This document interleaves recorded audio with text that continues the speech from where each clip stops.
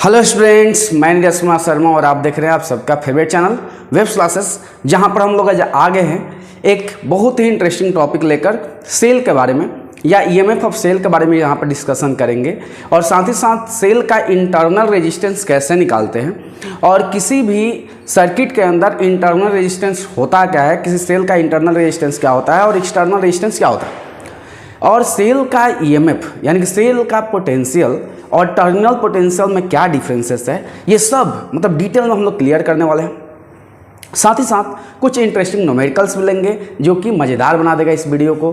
तो बहुत ही इंटरेस्टिंग ये वीडियो होने वाला है, special for ICSE board. ICSE board के लिए, बच्चा लोग के लिए ये जो वीडियो है सबसे ज़्यादा हेल्पफुल होगा, क्योंकि आईसीएसई के सिलेबस में ईएमएफ है।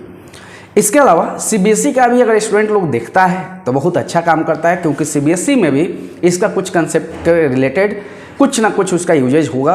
और साथ ही साथ आप कर रहे हैं किस लिए, फाउंडेशन के लिए या कंपटीशन के लिए। जब फाउंडेशन और कंपटीशन के पढ़ रहे हैं तो टॉपिक को क्यों देख रहे हैं, आप पढ़ा कीजिए और इन्जॉय कीजिए। तो होता क्या है ईएमएफ ऑफ सेल, उसके बारे में डिटेल में जानेंगे। तो सबसे पहले जानेंगे कि सेल होता क्या, ठीक है। तो इसके बारे में हम लोग स्टार्ट करते हैं। तो let's start and enjoy with a smile. तो स्माइल के साथ एंजॉय कीजिए कि होता क्या है, ठीक है।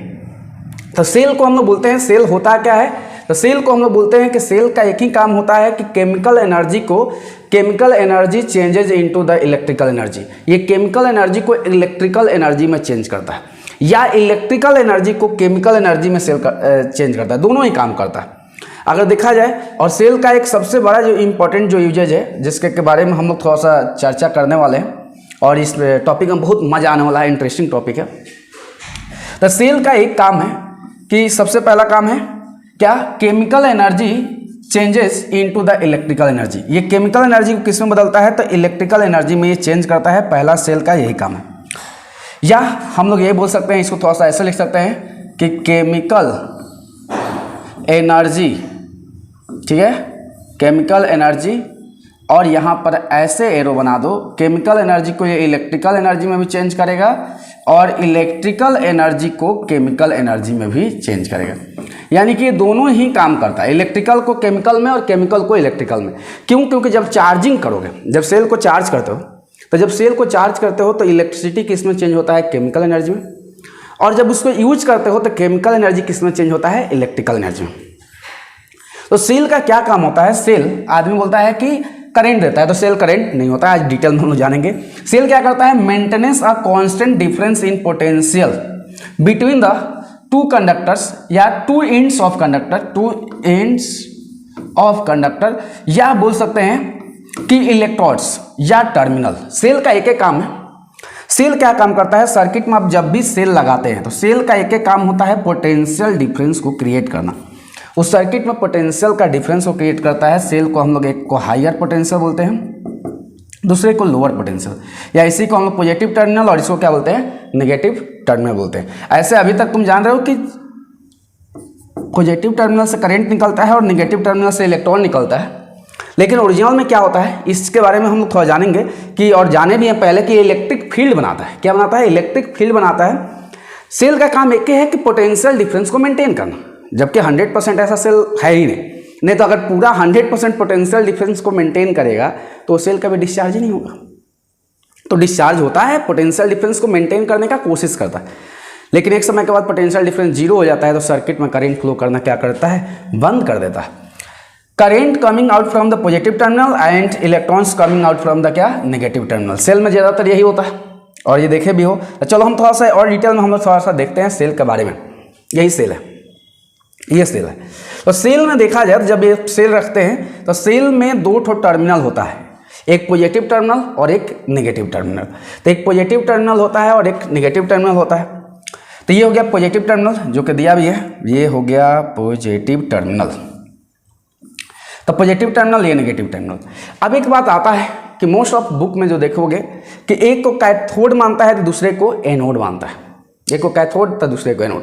तो बच्चा लोग इस चीज़ को लेकर एकदम बहुत चिंता रहता है कि कैथोड किसको माने, एनोड किसको माने। तो देखो, ये देखो जिंक जनरली क्या होता है, लेफ्ट ऑक्सीडेशन एनोड नेगेटिव होता है, तो ये एनोड क्या है, नेगेटिव है। अब कहीं कहीं बुक में एनोड को पॉजिटिव लिया है, कैथोड को नेगेटिव लिया है, तो उस पर भी घबराना मत, हम बता रहे हैं कि होता क्या। अब ये क्या हो गया, ये क्या हो गया, कैथोड हो गया। अभी होता क्या है, जिंक यहाँ से, अब यहाँ पर जिंक हम लिए हैं, जिंक, तो जिंक क्या होता है, जिंक Zn2+ में टूटता है, Zn2+ में टूटकर और बदले में 2 इलेक्ट्रॉन देता है। तो ये इलेक्ट्रॉन को दिया, अब ये जिंक क्या हो गया, देखो अब यहाँ से क्या होगा कि जिंक टूटते जाता है समय के साथ, और ये सॉल्यूशन में Zn2+ टूटता है और यहाँ पर इलेक्ट्रॉन डिपोजिट होता है, जिसके वजह से ये सेल क्या होता है, चार्ज होता है। तो एक पर प्लस चार्ज, अब ये इलेक्ट्रॉन का मूवमेंट इधर से इधर, देखो सेल में क्या होता है, ध्यान से सुनना, इलेक्ट्रॉन का मूवमेंट क्या हो जाएगा, इस साइड में जाएगा और करेंट का डायरेक्शन इसका उल्टा, यानी करेंट का डायरेक्शन पॉजिटिव टू नेगेटिव और इलेक्ट्रॉन का डायरेक्शन किधर होता है, नेगेटिव टू पॉजिटिव। इस चीज़ को याद रखना। हाँ, कभी कभी इसका सेल को लेने के लिए जो है अलग अलग तरीका से टीचर लोग लेता है, तो उसके लिए चिंता मत करो, किसी किसी बुक में सेल को और भी अलग तरीका से जो कि हम बताने वाले हैं। जैसे ये 2 ठो इलेक्ट्रोड ले लिया जाता है, 2 ठो इलेक्ट्रोड, अब इसी में क्या करता है, सेल के अंदर डाला जाता है इलेक्ट्रोलाइट्स। इलेक्ट्रोलाइट्स समझ में आता है, नहीं आया। इलेक्ट्रोलाइट्स वो मटेरियल होता है जिसमें करंट पास कराने पर, जिसका एक्वस फॉर्म में करंट पास करने पर ये आयंस में डिसोसिएट होता है।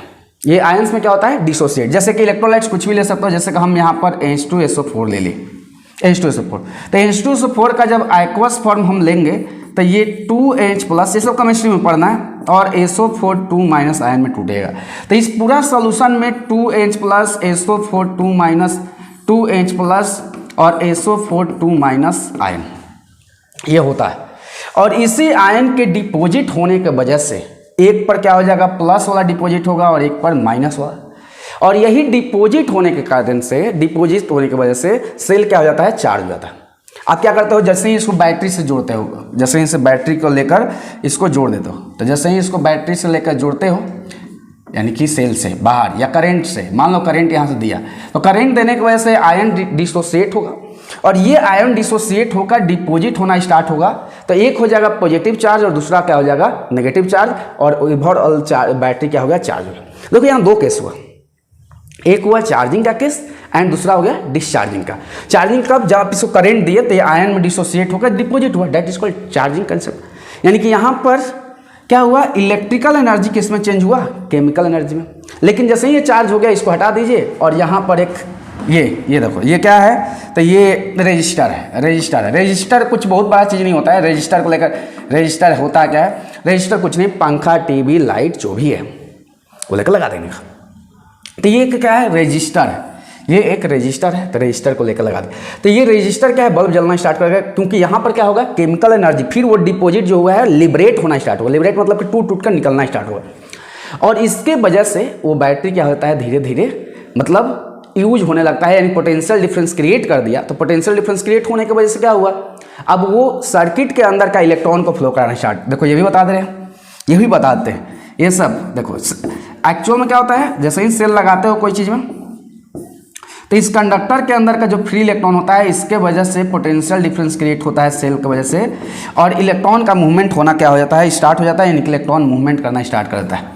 और इलेक्ट्रॉन के मूवमेंट होने की वजह से बल्ब, लाइट, जो भी है, टीवी जो भी चला रहे हो, वो चलना क्या होता है, शुरू हो जाता है। यही तो है ईएमएफ ऑफ सेल क्या है, अब ये हम लोग चर्चा करेंगे, लेकिन पहले तो ये जाने कि है क्या, सेल है क्या। तो सेल के बारे में हम इन डिटेल बता दिए, ये सेल होता है। तो हमको सेल का, अब देखो जितना ज़्यादा ये दोनों टर्मिनल का पोटेंशियल का डिफरेंस होगा, जितना ज़्यादा ये दोनों टर्मिनल का पोटेंशियल का डिफरेंस होगा, कब, जब तक सेल का क्या है, ओपन सर्किट है, यानी कि जब तक कोई डिवाइस कनेक्ट नहीं किया। तो जब तक कोई डिवाइस कनेक्ट नहीं किए हैं, तो उस वक्त जितना पोटेंशियल का डिफरेंस है, that is called EMF of cell. उसी को ईएमएफ ऑफ सेल बोलते हैं। ईएमएफ देखने में कहीं ना कहीं उतार लो, उतारते रहना, हर चीज़ को नोट करते रहो और देश का विकास करो। तो ईएमएफ क्या है, कहीं ना कहीं अगर बात करें तो ईएमएफ को हम लोग बोलते हैं क्या बोलते हैं, एक सिंपल भाषा में ईएमएफ का फुल फॉर्म अगर देखोगे तो बहुत ही अलग होता है। जो साइंटिस्ट दिए ईएमएफ का फुल फॉर्म, तो उनको खुद ही कन्फ्यूजन स्टार्टिंग में था, तो इनका नाम दे दिए इलेक्ट्रोमोटिव फोर्स।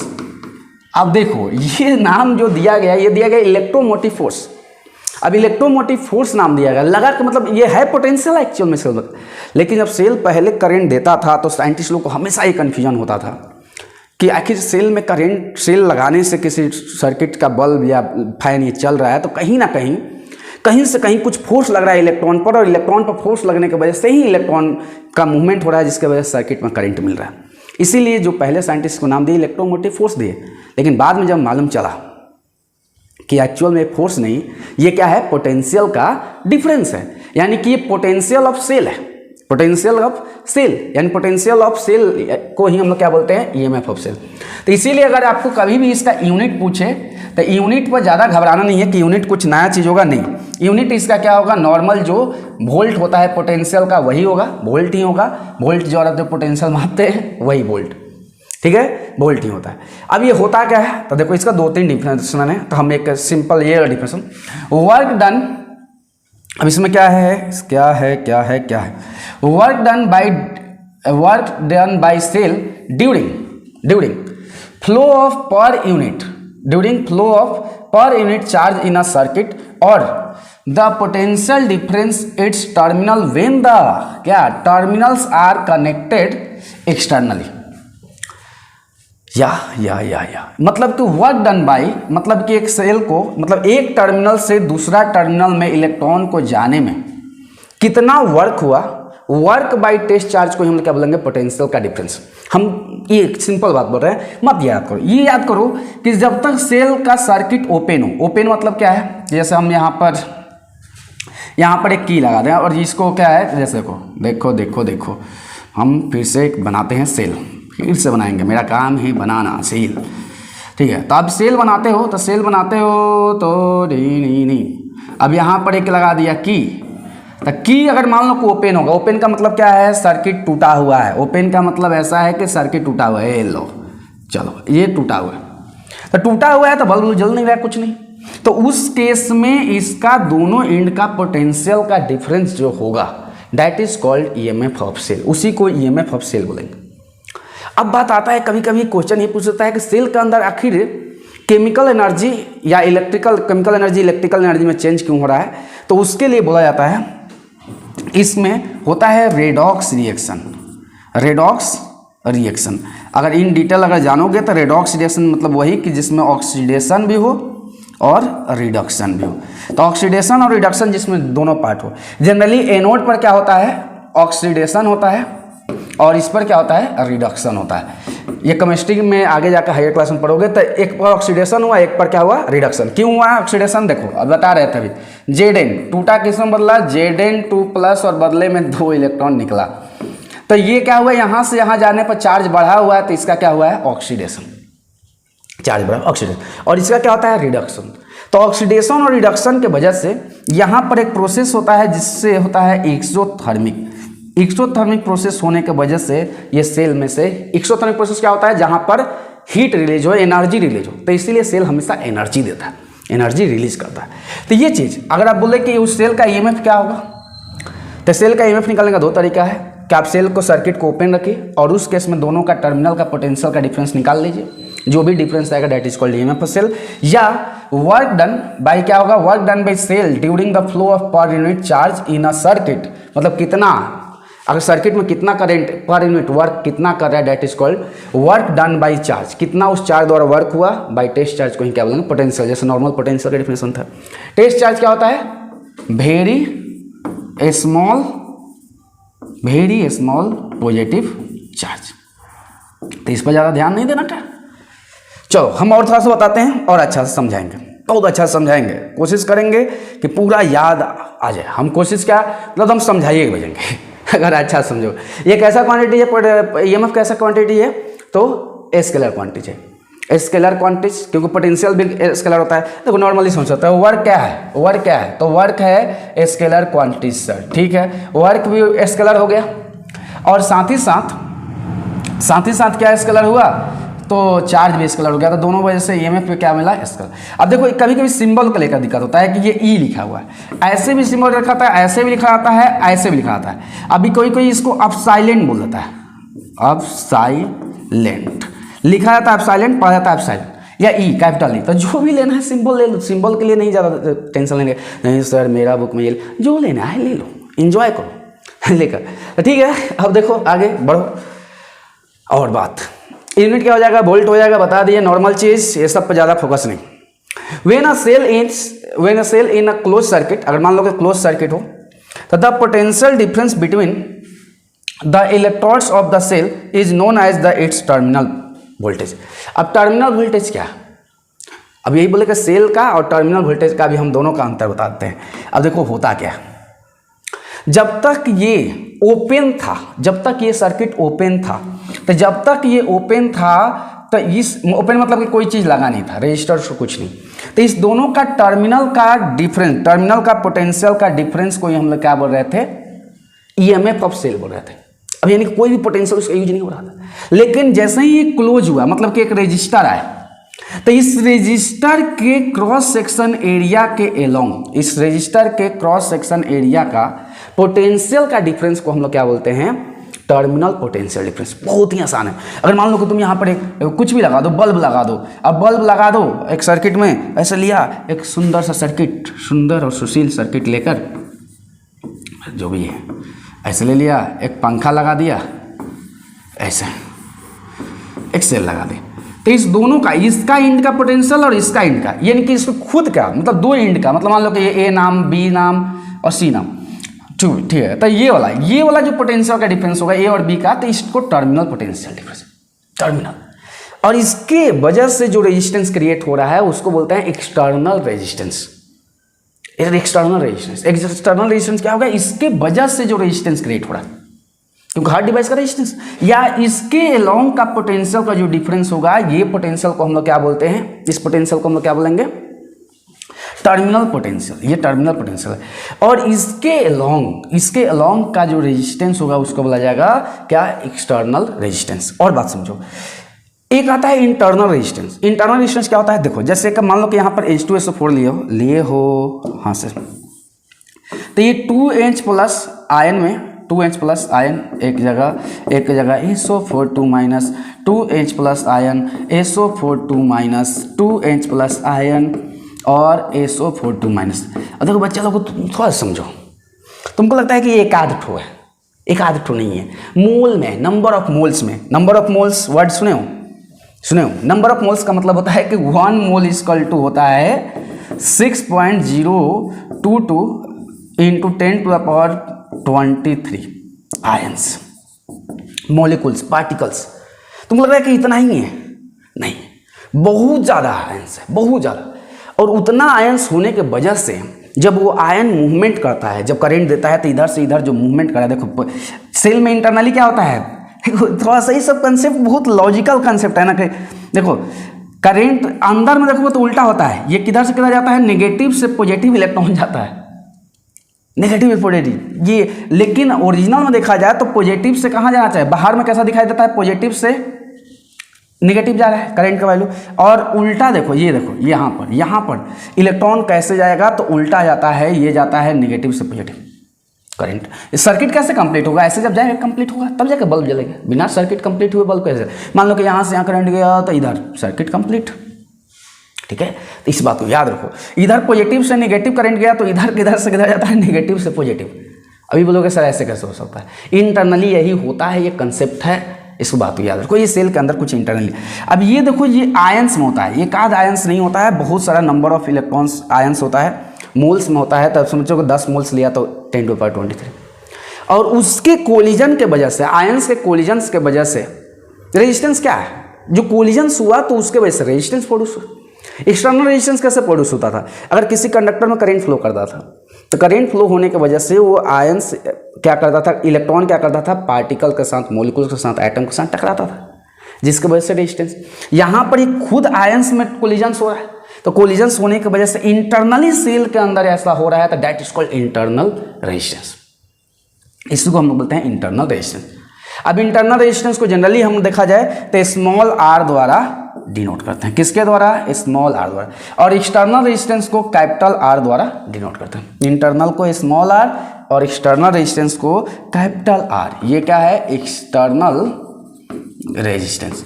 अब ये बात करेगा कि एक्सटर्नल रेजिस्टेंस सर आया कैसे, तो एक्सटर्नल रेजिस्टेंस आने का कारण क्या है कि कहीं पर ना कहीं सर्किट में क्या लगाना पड़ेगा, कोई डिवाइस लगा रहे हो, जो भी बल्ब लाइट जो भी लगा रहे हो उसकी वजह से। और इंटरनली कैसा आया, रेजिस्टेंस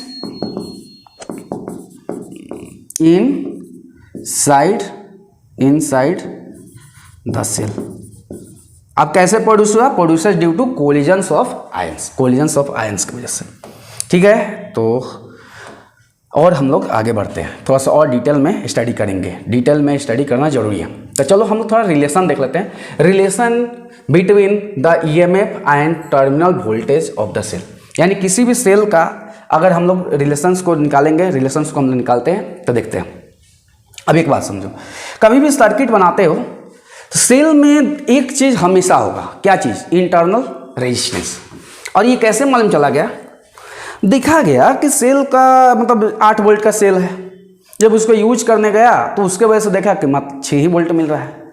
तो कहीं ना कहीं वोल्टेज 2 वोल्ट इंटरनली वो रेजिस्टेंस की वजह से बर्बाद हो गया। नहीं तो अगर किसी सेल में, अगर जैसे मान लो कि कोई एक सर्किट हम देते हैं, एक सुंदर और सुशील सर्किट लेते हैं, ये अब ये सर्किट, ठीक है, ये क्या है? एक्सटर्नल रेजिस्टेंस, और ये सेल का ईएमएफ हो गया, और ये हो गया इंटरनल रेजिस्टेंस। अब देखो इंटरनल रेजिस्टेंस को ऐसे हम लिखने के लिए लिख दिए। अब कभी कभी टीचर लोग इसी को ऐसे बनाता है, तो तुम ऐसे टेंशन नहीं लेगा, यहाँ पर एक छोटू सा ऐसे बना देता है, ये इसको इंटरनल, ये ईएमएफ, ये दोनों ही तरीका सही है, दोनों में से कोई तरीका गलती नहीं है, दोनों का दोनों सही है। हाँ, इंटरनल रेजिस्टेंस को अगर एक बात और समझा जाए, थोड़ा सा अच्छा समझा जाए, तो इंटरनल रेजिस्टेंस जो है अंदर होता है सेल का, और internal resistance is always connected in series of the external resistance. बात याद रखना, इंटरनल, कभी भी internal resistance is always connected with series of external resistance। यानी कि जितना भी एक्सटर्नल रेजिस्टेंस है उसके सीरीज में ही कनेक्ट होगा, कभी भी पैरेलल में नहीं। इस बात को याद रखोगे। अब देखो, अब सेल में कोई एक्सटर्नल रेजिस्टेंस नहीं लगाएगा तो सेल मैक्सिमम करंट कितना दे सकता है? I maximum equal to Ohm's law याद करो, V इक्वल टू क्या होता है? आई आर, यानी I इक्वल टू क्या होता है? V by are. V क्या होता है? Potential difference. यहाँ पर पोटेंशियल डिफरेंस किसके वजह से है? सेल के वजह से। तो मैक्सिमम करंट कितना हो सकता है? E बाई क्या लिख सकते हैं? R। मैक्सिमम करंट जब तक कोई भी एक्सटर्नल रेजिस्टेंस नहीं है। जैसे ही एक्सटर्नल रेजिस्टेंस आएगा, यानी कि अगर सर्किट का बात करेंगे, आई इन सर्किट में अगर बात किया जाए नॉर्मल कि एक सर्किट में, मतलब नॉर्मली आई, तो आई अगर मान लो कि एक सर्किट का बात करोगे तो सर्किट में क्या क्या होता है? बोलो क्या क्या होगा? एक एक्सटर्नल रेजिस्टेंस भी और एक इंटरनल रेजिस्टेंस, और दोनों सीरीज में कनेक्टेड होगा। ओके, और सीरीज का फॉर्मूला क्या जानते हो? R1 plus R2 plus R3। Sir ये पढ़ाया, पीछे का वीडियो देखो, देश का विकास करो। तो ये दोनों सीरीज में होना है, तो दोनों का मिलाकर क्या हो जाएगा? R प्लस स्मॉल r, यानी कि ये कितना हो जाएगा? R plus small r, total resultant potential. अब देखो जैसे ही इसको कनेक्ट हो गया, अब देखो ये वाला पार्ट क्या हो जाएगा? इसको इसमें मल्टीप्लाई करो तो I R into small r equal to E, ये I R plus I small r, और ये ध्यान सुनो बार बार बोल रहा है, ये क्या है? इसको हम क्या लिख सकते हैं? भी लिख सकते हैं। अब भी है क्या? भी लिख सकते हैं, और equal to E minus I R. अब बात आता है कि सर भी है क्या? तो देखो भी कोई बहुत बड़ा चीज नहीं है। भी क्या है? इस रेजिस्टर के एलोंग का टर्मिनल पोटेंशियल। ये क्या है? Terminal potential. देखो सुनो, ये कुछ ना कुछ पोटेंशियल खाएगा। कितना पोटेंशियल खाएगा? यानी कि VA माइनस VB का जो पोटेंशियल का डिफरेंस है, दैट इज कॉल्ड V, इसी को IR बोलेंगे। यानी कि कितना करंट दिया। देखो जब ये करंट यहाँ पर यूज हो रहा है, यहाँ पर अगर बात बोला जाए कि आई इन सर्किट का मतलब क्या है? आई इन सर्किट का मतलब कि यहाँ पर सर्किट कैसा है? क्लोज्ड है। क्लोज्ड का मतलब क्या है? कि डिस्चार्जिंग का केस ले रहा है। ये कैसा ले रहे हैं? डिस्चार्जिंग का केस। डिस्चार्जिंग मतलब कि जब इसको तुम पंखा, टीवी, बल्ब ऑपरेट करना स्टार्ट कर दिया, इस सिस्टम से ये ऑपरेट कर रहा है, चलाना स्टार्ट कर दिया, तो जिसके वजह से इसका पोटेंशियल क्या कर जाएगा? ड्रॉप कर जाएगा। ड्रॉप मतलब गिरेगा। अगर मान लो कि सेल का वोल्टेज है 10 वोल्ट, तो 10 वोल्ट है तो इंटरनली कुछ वोल्टेज खा गया तो 2 वोल्ट हो गया। हम बोले ना कि इंटरनली कुछ ना कुछ खाएगा। अगर मान लो कि 2 वोल्ट खा गया तो 8 वोल्ट ही इसके अलोंग मिलेगा। अगर मान लो कि इंटरनल रेजिस्टेंस बहुत ज़्यादा है तो इंटरनल रेजिस्टेंस मान लो 4 वोल्ट का हो गया था, 10 वोल्ट माइनस 4 वोल्ट, 4 वोल्ट वो खा गया तो बचा 6 वोल्ट, और 6 वोल्ट ही केवल इस सर्किट में दे रहा है वोल्टेज, और वही वोल्टेज की वजह से एक्सटर्नल जितना भी अप्लायंसेस है वो सब ऑपरेट हो रहा है। समझ में बात आ रहा है? समझ में अच्छा से आ रहा होगा? दिक्कत होगा तो बोलना, कमेंट करो, कमेंट में जाकर तुम कभी बोलो, बोलते नहीं हो तो हम लोग क्या है अपना काम कर रहे हैं, वर्क कर रहे हैं, जो भी हो दिक्कत है बोलो, और भी अच्छा वीडियो बनाया जाएगा। किस टॉपिक पे चाहिए, क्या चाहिए, एकदम बोलते रहने का, देश का विकास करो, बोलो, ठीक है। किस चीज़ को नोट करो, फॉर्मूला याद रखोगे, V equal to E minus I R. V क्या है? पोटेंशियल या टर्मिनल पोटेंशियल लिख लो, terminal potential difference. Terminal potential difference मतलब potential difference along the R resistors. और E क्या है? EMF of cell. EMF of cell मतलब कि पोटेंशियल ऑफ सेल। और I क्या है? Current in a circuit. और स्मॉल r क्या है? Internal resistance of the cell. बात को अच्छा से याद रखो। चलो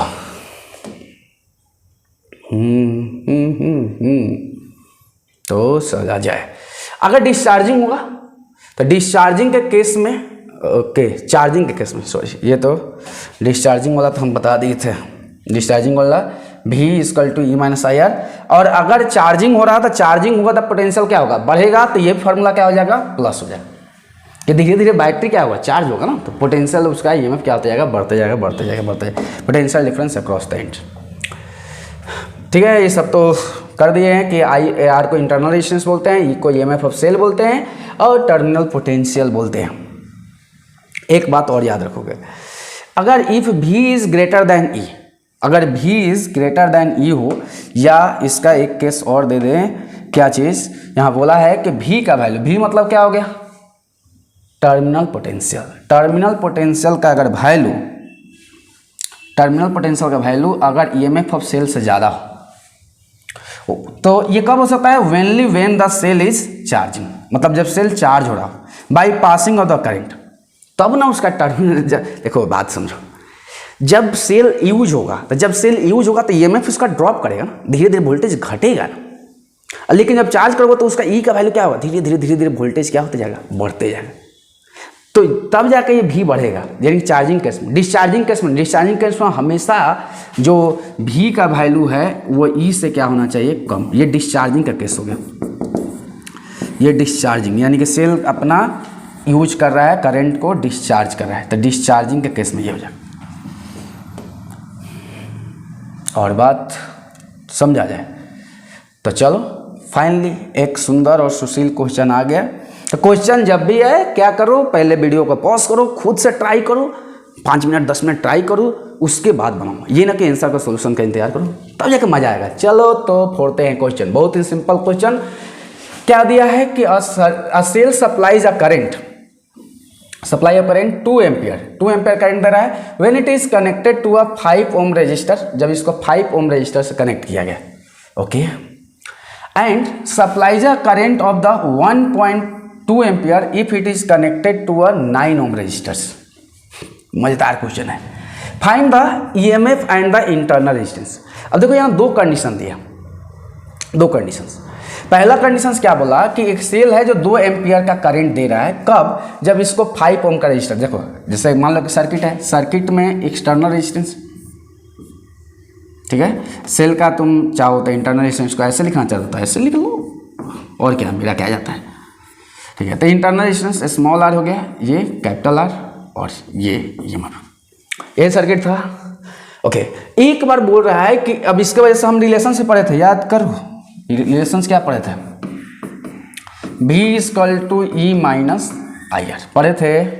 V को क्या बोलते हैं? टर्मिनल पोटेंशियल डिफरेंस, यानी potential difference across ends of a resistor. E को क्या बोलते हैं? EMF ऑफ सेल, और I को करंट कहते हैं, और यहाँ पर होता है स्मॉल r, यानी इंटरनल रेजिस्टेंस। तो क्वेश्चन में हमको इंटरनल रेजिस्टेंस और EMF निकालना, तो 2 केसेस है, 2 केसेस। पहला केस में करंट 2 एम्पियर दिया है और एक्सटर्नल रेजिस्टेंस 5 ओम। चलो ले लो, V इक्वल टू, अब करंट हम कैसे निकाले सर? देखो V का मतलब ज़्यादा टेंशन, मतलब V क्या होता है? इसी के अलोंग का पोटेंशियल का डिफरेंस तो होता है, तो इसके अलोंग का V का मतलब क्या हो गया? I R. आई, पहला केस में करंट कितना दिया है 2 एम्पियर और रेजिस्टेंस 5 यानी कि 10 वोल्ट। दूसरा केस में क्या दिया, बोलो बोलो बोलो बोलो। दूसरा केस में करंट हो गया 1.2 और रेजिस्टेंस दिया 9 यानी कि रुक जाओ, 9 2 18, 9 और 10.8 वोल्ट, इतना हो गया। तो चलो इसको डाल दो, एक बार में डालना, एक बार में 10 डालना, तो 10 माइनस ई का वैल्यू नहीं पता है, आई का वैल्यू दिया है, आई का वैल्यू कितना करंट हो रहा है 2 हो रहा है, और ये क्या हो गया small R. This is equation 1। दूसरा क्वेश्चन क्या बोला, वोल्टेज कितना हुआ 10.8 इक्वल टू ई माइनस, अब की बार करंट कितना मिला 1.2 एम्पियर और इनटू क्या हो जाएगा स्मॉल आर। अब यही दोनों इक्वेशन को सॉल्व कर देना है, सॉल्व करके ई और आर का वैल्यू निकाल देना है। किसको उड़ाना चाहते हो, ई को उड़ा दो। तो हम चलो 1 माइनस क्या करते हैं 2, तो 1 माइनस 2 करते हैं, कितना हो जाएगा 10 equal to E minus 2r और 10.8 equal to E minus 1.2r। ठीक है, माइनस करोगे तो साइन माइनस माइनस और ये क्या हो जाएगा प्लस, कैंसिल, इसको माइनस करोगे तो माइनस 0.8 और ये कितना हो जाएगा जब इसको देखोगे तो minus 0.8r, minus minus cancel, तो r का वैल्यू कितना हो गया 0.8 बाई 0.8 यानी कैंसिल हो गया 1 ओम। तो इंटरनल रेजिस्टेंस तो मिल गया। अब इसको वैल्यू को किसी में पुट कर दो, putting by putting value in equation 1। अगर इक्वेशन 1 में डाल देते हैं वैल्यू को, ये है तो ये 10 हो गया इक्वल टू ई माइनस, देखो क्या है 2 इंटू 1, ये क्या हो जाएगा value 10 equal to E minus 2, बोलो बोलो बोलो फ्रैक दे, ये ई इक्वल टू कितना हो जाएगा 10 प्लस 2 यानी कि 12 वोल्ट। देखो बोले थे ना डिस्चार्जिंग के केस में हमेशा वोल्टेज क्या होगा ज़्यादा होगा, 12 वोल्ट 10 वोल्ट। तो वोल्टेज डिस्चार्जिंग केस में सेल का ईएमएफ ज़्यादा होगा और टर्मिनल पोटेंशियल डिफरेंस क्या होगा कम होगा। तो इसको याद कर लो, इसको नोट करो जल्दी। तो अगला क्वेश्चन पर हम लोग फाइनली चलते हैं।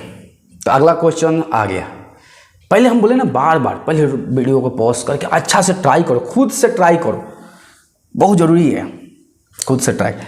चलो तो हम क्वेश्चंस को बनाना स्टार्ट करेंगे। सॉल्यूशन क्या दिया है क्वेश्चन पहले देखे, पहले मुस्कुराओ यार, क्या है लाइफ में क्या है टेंशन होता है। अगर जिस दिन मुस्कुराने के लिए पैसा लगे था आदमी मुस्कुराना छोड़ देगा, मुस्कुराओ, टेंशन मत, तो स्ट्रेस मत लो, 1.5 घंटा 2 घंटा पढ़ रहा है इनफ है।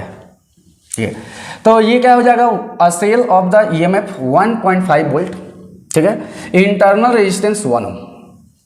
ईएमएफ दिया है सेल का, जो दिया है पहले लिख लो, ईएमएफ कितना दिया है 1.5 वोल्ट लिख लिए, इंटरनल रेजिस्टेंस कितना दिया है 1 ओम। ठीक है, connected to a resistors of 4 ohm and the 20 ohm in series. अब यहाँ पर 2 रजिस्टर है, एक R1 है जो 4 ओम का है, 4 ओम का, और एक R2 है जो कि है 20 ओम का, और ये दोनों किस में है सीरीज में है। Draw a circuit diagram and calculate. तो पहले सर्किट डायग्राम को कैलकुलेट ड्रॉ कर दिया जाए। तो चलो ये हो गया सेल, तुम चाहो तो इंटरनल रेजिस्टेंस बनाना चाहते हो तो यहीं बना लो, और इसके वजह से 2 रजिस्टर इसके सीरीज में कनेक्टेड है। ठीक, कनेक्ट कर दिया। क्यू डालना था क्यू भी डाल सकते हो, उसके लिए कोई टेंशन मत लेना।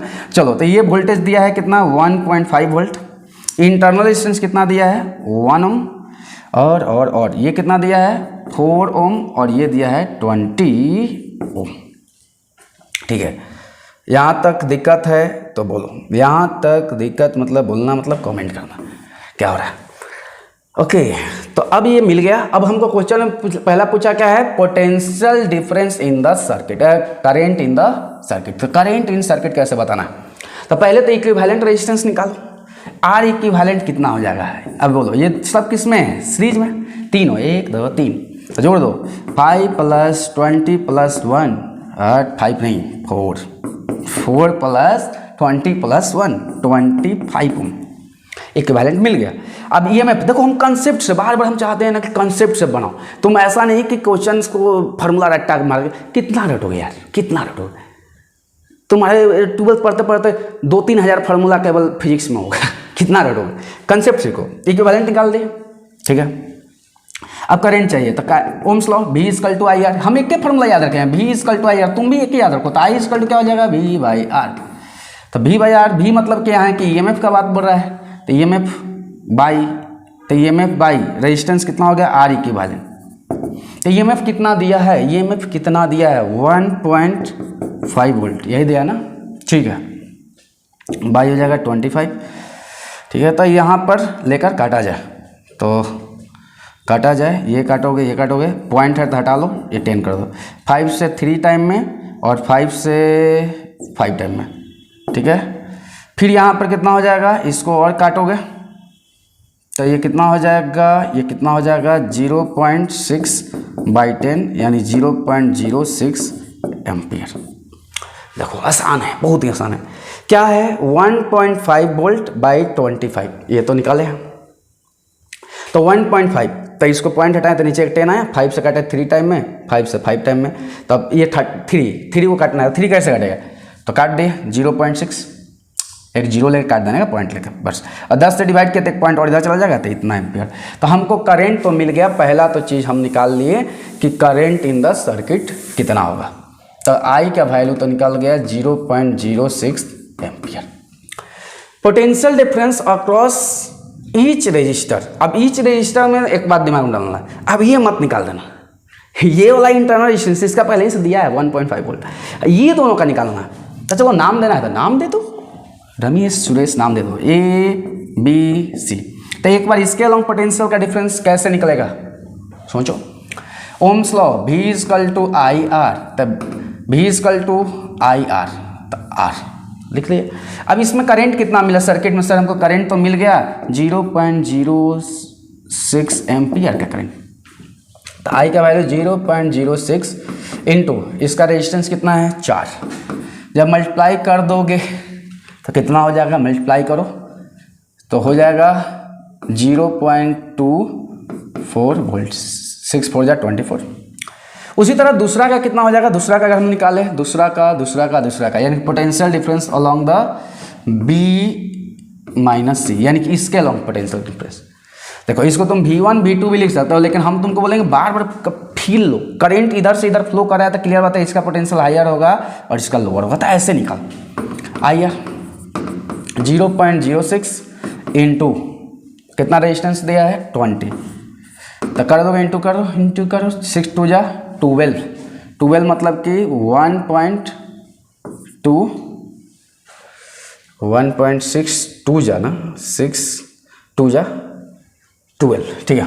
6 2 जा कितना हो गया 12 हो गया, तो 12 हो गया तो ओवरऑल इतना वोल्ट, क्योंकि इंटरनल रेजिस्टेंस भी वोल्टेज खा रहा है। अगर बोले कि इंटरनल का भी खा रहा है तो इंटरनल अगर कितना वोल्टेज खा रहा है अगर पूछ दे तो 0.06 प्लस कितना ये खा कितना रहा है, ये खा रहा है प्लस नहीं इंटू 1, तो यानी कि 0.06 वोल्ट ये भी खा रहा है। यहाँ तक हम लोग देख लिए कि टर्मिनल पोटेंशियल कितना होगा। टर्मिनल पोटेंशियल्स, अब ये टर्मिनल पोटेंशियल नहीं हुआ, potential difference across the each resistor हम लोग देख लिए कि इस रजिस्टर के अलोंग यानी कि 4 ओम के रजिस्टर के अलोंग पोटेंशियल का डिफरेंस कितना होगा, तो इसके अलोंग हो जाएगा 0.24 वोल्ट का हो जाएगा, जबकि 20 ओम का के अलोंग कितना हो जाएगा, तो इसके अलोंग पोटेंशियल जो है 1.2 वोल्ट आ गया। तो अब ये अगर हम लोग बात देखें तो अब बात आता है कि इंटरनल रेजिस्टेंस के अलोंग भी हम लोग पोटेंशियल को देखें। इंटरनल के अलोंग कितना है, तो इंटरनल के अलोंग पोटेंशियल को जो वैल्यू देखें ये आया 0.06 volt, that is called potential drop. इसी को हम लोग बोलते हैं कि ये क्या है, पोटेंशियल ड्रॉप है। पोटेंशियल ड्रॉप यानी कि इतना पोटेंशियल क्या कर गया, ड्रॉप कर गया मतलब कि बर्बाद हो गया, ये बर्बाद हो गया, इतना सेल खुदे खा गया, सेल खुद खा गया, सेल बहुत भूखा है खा गया है, इतना खा गया। अब बचा जो है अगला जो बोल रहा है कि द वोल्टेज ड्रॉप तो बता दिए, तीसरा potential difference across the cell. जब सेल इतना वोल्टेज खा गया तो दिया कितना वोल्टेज, तो ये दोनों को ऐड कर दो तो ये कितना हो जाएगा 1.2 प्लस 0.24, यानी कि ओवरऑल देखा जाए तो ये वैल्यू हो जाएगा 1.44 वोल्ट। अब ये 1.44 वोल्ट क्या हो गया, पोटेंशियल अक्रॉस द सेल हो गया, यानी कि सेल का जो वोल्टेज जो दे रहा है, तो सेल 1.44 वोल्टेज ये दे रहा है और इतना पोटेंशियल ड्रॉप कर जा रहा है। कभी भी आपको ये फार्मूला में अगर आ रहा है तो V = E - IR में हमेशा याद रखो कि ये वाला जो होता है इसको हम लोग बोलते हैं potential drop, that is called potential drop. इसी को पोटेंशियल ड्रॉप यानी कि इतना बर्बाद हुआ, यानी कि सेल का इंटरनल रेजिस्टेंस जितना ज़्यादा होगा वो पोटेंशियल ड्रॉप उतना ही करेगा, यानी कि उतना ही ज़्यादा पोटेंशियल को खाएगा। इस बात को दिमाग में रखे रहना है, ठीक है। तो इसको देख लेना है, अच्छा से उतार लेना है। अब अगला क्वेश्चन पर हम लोग चलते हैं। आगे क्वेश्चन, अगला क्वेश्चन भी इंटरेस्टिंग है, फटाक दे इसको क्वेश्चन को समझा जाए एकदम जल्दी जल्दी कि a battery of the EMF 15 volt 15 volt अब क्या बोला, तो EMF दिया है and internal resistance 3 ohm is connected to the 2 resistor 3 ohm and the 4 ohm connected in the parallel. तो पहले चलो देख लेते हैं।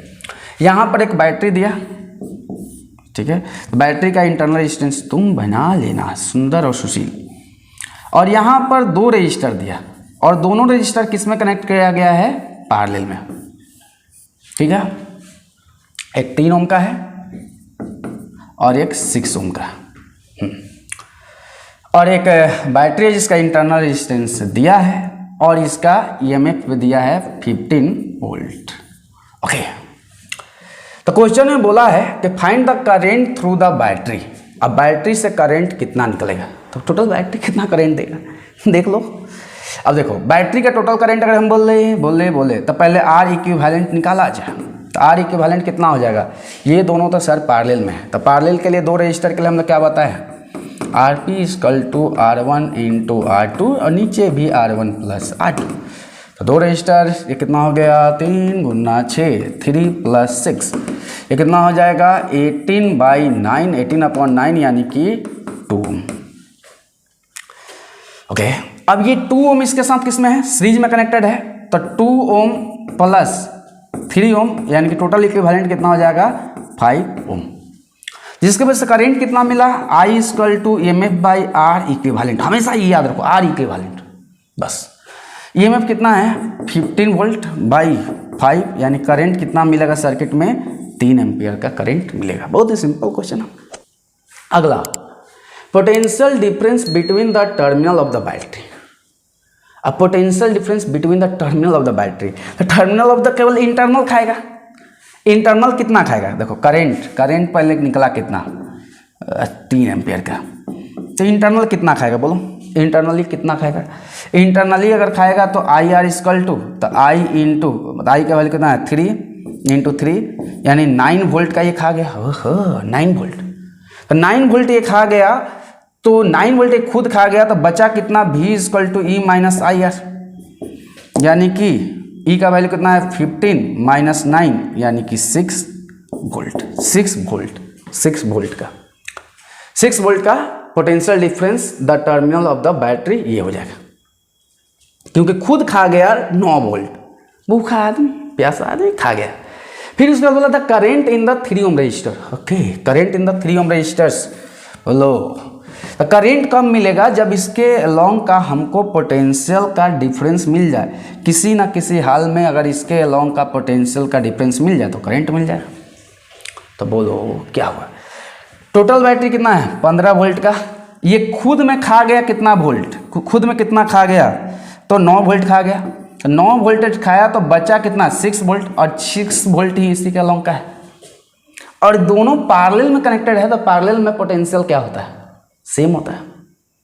पैरेलल में पोटेंशियल सेम, करंट अलग अलग। अगर मान लो कि इसमें करंट अगर बोलते हो I1, इसको I2, तो करंट कितना हो जाएगा, तो I1 का ही वैल्यू बता दो, I1 = V/R, V मतलब 6/3 यानी 2 एम्पियर का करंट ये खाया, और ये कितना खाया 6 है ना, तो 6/6 यानी कि 1 एम्पियर। देखो दोनों मिलाकर कितना हो गया 3 एम्पियर। 3 एम्पियर ही तो सर्किट में करंट है, और ये दोनों मिलाकर 3 एम्पियर। अब 3 एम्पियर गया है तो निकलेगा यहाँ से 3 एम्पियर ना, 3 एम्पियर। 3 एम्पियर गया, 3 एम्पियर आया। ठीक है, एनी प्रॉब्लम? ओके, अब बात पूछा अगला, the current in a 6 room, ये तो निकाल दे, 3 6 सबको निकाल दे, कुछ बचा ही नहीं, हम सभी निकाल दे रहे हैं। ठीक है, तो इस चीज़ को याद रखो, अच्छा से नोट करो। ठीक है, और क्वेश्चंस का देखा जाएगा बाद में, क्वेश्चंस का ही एक वीडियो बना दिया जाए जिसमें प्रीवियस ईयर का ओलंपियाड एनटीएससी का जो भी है क्वेश्चन लेकर एक सुंदर सा बहुत बड़ा वीडियो बना दिए। क्वेश्चन पर ध्यान दो जितना मिल रहा है उसको। इंटरनल रेजिस्टेंस क्या, हम बता दिए कि रेजिस्टेंस क्या होता है, resistance offered by the electrolyte. Electrolytes जो भी तुम H2SO4 या NaCl जो भी लेना चाहते हो, इलेक्ट्रोलाइट ले सकते हो, इनसाइड द सेल और produces due to collisions of the ions. ये कोलिजन्स बताया था ना, जब इलेक्ट्रोलाइट्स में जो आयन डिसोसिएट होता है उसके कोलिजन्स के वजह से ये रेजिस्टेंस ऑफर्ड होता है। और बात डिपेंड ऑन द, ये किस पर डिपेंड करता है, तो डिपेंड करता है पहला the surface area of electrodes that is larger the surface area less the internal resistance. और भी एक चीज पर डिपेंड करेगा, तो ये 2 चीज पर डिपेंड करेगा। अब देखो क्या है, ध्यान सुनो ध्यान सुनो। अगर मान लो कि तुम फिर से एक बार हम वही इलेक्ट्रोलाइट सेल बनाते हैं, देखो अब इसके अंदर क्या डालते हो, इलेक्ट्रोलाइट। इलेक्ट्रोलाइट मतलब कुछ भी, NaCl H2SO4 जो डालना है डाल दो। इलेक्ट्रोलाइट मतलब जो आयन में डिसोसिएट हो, जैसे कि ये Na+ और Cl- में टूटेगा, उसी तरह ये 2H+ और SO4 2- में टूटेगा। कुछ भी तुम्हारा जो फेवरेट हो ले लो, तो सर सोडियम हाइड्रोक्साइड ले लो ना, ये प्लस हो गया, ये OH- जो तुम्हारा फेवरेट है ले लो, आयन में जो डिसोसिएट हो करंट फ्लो पर। अब देखो इस केस में ये जो आयन जो कोलिजन कर रहा है इंटरनल रेजिस्टेंस प्रोड्यूस हो रहा है, और ये 2 चीज़ पर डिपेंड कर रहा है। अभी ऐसा 3 चीज़ पर करता है, अभी और भी बता रहे हैं। सरफेस एरिया, पहला सरफेस एरिया ये इलेक्ट्रोड का, इसको हम लोग क्या बोलते हैं, इसको हम लोग बोलते हैं इलेक्ट्रोड्स, जो मेटल का बना होता है इलेक्ट्रोड्स, एक को कैथोड और दूसरे को एनोड, एक को कैथोड दूसरे को एनोड। तो इलेक्ट्रोड का अगर हम बात करें तो surface area of the electrodes पर that is the larger the surface area less internal resistance. अब बोलो क्यों, सरफेस एरिया अगर बड़ा होगा, इलेक्ट्रोड एकदम बड़ा लगा दिया, तो बड़ा इलेक्ट्रोड लगा दिया तो आराम से जो आयंस डिसोसिएट हुआ आराम से कहीं ना कहीं जाकर चिपक जाएगा, जम जाएगा, लेकिन डिपोजिट हो जाएगा आराम से। लेकिन अब छोटा सा होगा तो उसको इधर से आना है, इधर से आना है, चारों तरफ से घूमकर, उसके केस में कोलिजन होने का चांस ज़्यादा है। तो जितना आप सरफेस एरिया बढ़ा देंगे तो आराम से, अब नॉर्मल है, घर का दरवाजा जितना छोटा कर दो कोलिजन ज़्यादा होगा, बड़ा कर दो आराम से आदमी जाकर टकराने के चांस है क्या। तो वही चीज़ छोटा है तो उसको डिपोजिट होने के लिए बहुत ज़्यादा टकरा होगा, लेकिन अगर बड़ा कर दोगे तो इंटरनल रेजिस्टेंस क्या हो जाएगा, कम। अगला क्या है, डिस्टेंस बिटवीन द इलेक्ट्रोड्स, और ये भी सही है, इस बात को तुम भी एग्री करोगे। More the distance greater the internal resistance, बात सही है। दूरी बढ़ा दो, जब इलेक्ट्रोड का दूरी बढ़ा दोगे तो उसको ज़्यादा दूर तक चल के जाना है, तो जब ज़्यादा दूर तक चल के जाएगा तो कोलिजन होने का चांसेस भी क्या है, ज़्यादा है। नज़दीक रहेगा तो कोलिजन कहाँ से होगा, आराम से यहाँ से जो आयन टूटा है 2H+ SO4 2- आराम से जाके जमा हो जाएगा, नी जमा हो जाएगा। लेकिन अब दूर हो जाएगा, जा रहा है टकरा रहा है, टकराने की वजह से क्या होगा, इंटरनल रेजिस्टेंस प्रोड्यूस होते जाएगा। इस बात को याद रखो। हाँ, nature of the concentration, nature and concentration of electrolyte, higher the concentration greater the internal resistance. अब जितना ज़्यादा कंसंट्रेशन बढ़ेगा आयंस का बात बोला, यहाँ जितना ज़्यादा आयंस का कंसंट्रेशन बढ़ेगा, क्लियर बात है कि कोलिजन होने का चांस उतना ही भी क्या होगा, बढ़ेगा। अगर मान लो कि आयंस का कोलिजन को कम कर दिया जाए, मतलब आयन का कंसंट्रेशन मतलब नंबर ऑफ आयंस कम कर दिया जाए, कोलिजन, देखो यहाँ पर एक चीज़ फिक्स रखा गया है, सेल का साइज फिक्स रख दिया गया। अब जितना आयंस बढ़ाओगे तो टकराव ज़्यादा होगा, अब आयंस कम। मेला का भीड़ जो होता है, क्राउड होता है, और जो मेला का जो क्राउड है तो वो कैसे होगा, मेला का जो क्राउड है तो वो कैसे, मतलब जितना ज़्यादा संख्या हो टकराव ज़्यादा होगा, कम है क्राउड में टकराव भी कम होगा, उस बात को याद रखो। नेचर पर भी डिपेंड करता है। अगर मान लो कोई इलेक्ट्रोलाइट ऐसा है जो जल्दी आयन में बन जाए, और कुछ ऐसा भी है जो बनने में टाइम लगता है, तो उतना देर तक टकरा रहा है, इंटरनल रेजिस्टेंस प्रोड्यूस कर रहा है। Higher the temperature less the internal resistance, जितना ज़्यादा टेम्परेचर बढ़ेगा रेजिस्टेंस उतना ही इंटरनली क्या करता जाएगा, कम करता जाएगा इंटरनल रेजिस्टेंस, क्योंकि इलेक्ट्रॉन में मूवमेंट आ जाएगा, काइनेटिक एनर्जी आराम से जाकर जमा हो जाए, खड़ा के जमा हो जाएगा। और जब तक उसके पास एनर्जी नहीं है तो डिपोजिशन नहीं होगा, इस बात को याद रखोगे, ठीक है। तो यही चीज़ है, इसके अलावा कुछ और नहीं है। तो इतना ही टॉपिक था, यही लास्ट टॉपिक था और यही चीज़ पढ़ना था, ठीक है। ये सेल के बारे में हम पूरा डिटेल में बता दिए। बहुत अच्छा से वीडियो देखोगे एकदम समझ में आएगा। ठीक है, अभी 10th का जस्ट रिजल्ट भी आया, बच्चा लोग का रिजल्ट बहुत अच्छा है। जो भी पढ़ता था, क्लास करता था, उसका रिजल्ट भी अच्छा आया। 90+ स्कोर किया है सब बच्चा लोग। कुछ तो ऐसा भी है कि जो 100 में 100 भी लिखा है, कुछ 97, 95 भी लिखा है बच्चा लोग। मेहनत करोगे ना, कंसिस्टेंसी मेंटेन रखो, मेहनत करो। टाइम तुम्हारे पास बहुत फिक्स है। देखो इस धरती पर आए हो तो एक ही चीज़ फिक्स है, टाइम। बाकी से सब वेरिएबल है। टाइम क्या है आपका फिक्स है। आपको लग रहा है कि अभी सबसे ज़्यादा जानते हो अभी का बच्चा लोगों का तकलीफ क्या है, अपने गोल को बताता नहीं। जब अपने गोल को नहीं बताओगे ना, तब तुमको अपने पर ही शक है कि वो गोल पूरा होगा या नहीं होगा। तुम क्या करते हो ना, कोई तुमसे पूछेगा भाई तुम क्या बनना चाहता है, पता नहीं सर। तुम गोल को अपना बता दो, सबको शो कर दो गोल को। हमको सर डॉक्टर बनना है, इंजीनियर बनना है, NDA, IAS, IPS जो भी है, प्लेयर ही बनना है, जो बोल दो ना। सबको जैसे ही बोल देते हो ना, तो तुम्हारा जो पड़ोसी है ना, वो तुमको याद दिलाएगा। कैसे? ताना मार के। पड़ोसी बार बार ताना मारेगा, देख भाई बोल रहा है कि डॉक्टर बनेगा, पढ़ता है ही नहीं, इंजीनियर बनेगा, पढ़ता है ही नहीं। वो तुमको इतना ताना मारेगा ना, ताना मार मार कर तुमको याद दिलाएगा। और तुमको अंदर क्या होगा, जलन होगा, गुस्सा आएगा, नहीं पढ़ना चाहिए, बात तो सही बोल रहा है। तो ऑटोमेटिक पढ़ोगे। तो अपना गोल को हमेशा बता दो, छिपा के मत रखो। छिपा के रखते हो ना, तो तुमको खुद में ही ये चीज़ का शंका है कि ये पूरा होगा या नहीं होगा। खुद ही भरोसा नहीं है पूरा होगा, हम डॉक्टर बनेंगे, इंजीनियर बनेंगे या नहीं बनेंगे। और ये भी दिमाग में लेके चलते हो, नहीं पढ़ेंगे, नहीं बनेंगे तो क्या होगा, किसी को बताए थोड़े, भुला जाएंगे। यानी कि खुद पर भरोसा, कॉन्फिडेंस नहीं होने के कारण ये। जब तुम शो कर देते हो ना, बता देते हो सबको ना, तो तुमको करने का दम जज्बा हो जाता है। करना तो अब पड़ेगा ही, तो बाकी को क्या मुंह दिखाएंगे, दूसरे को क्या बोलेंगे। तो बोला करो, अपना गोल को शेयर करो टीचर से, अपने आसपास पड़ोसी, दोस्त, फैमिली से। और लाइफ को एंजॉय करो यार। लाइफ में, ज़िंदगी में टेंशन मत लिया करो, स्ट्रेस नहीं। पढ़ाई को एकदम फ्री माइंड पढ़ो, enjoy yourself. Okay, thank you for watching.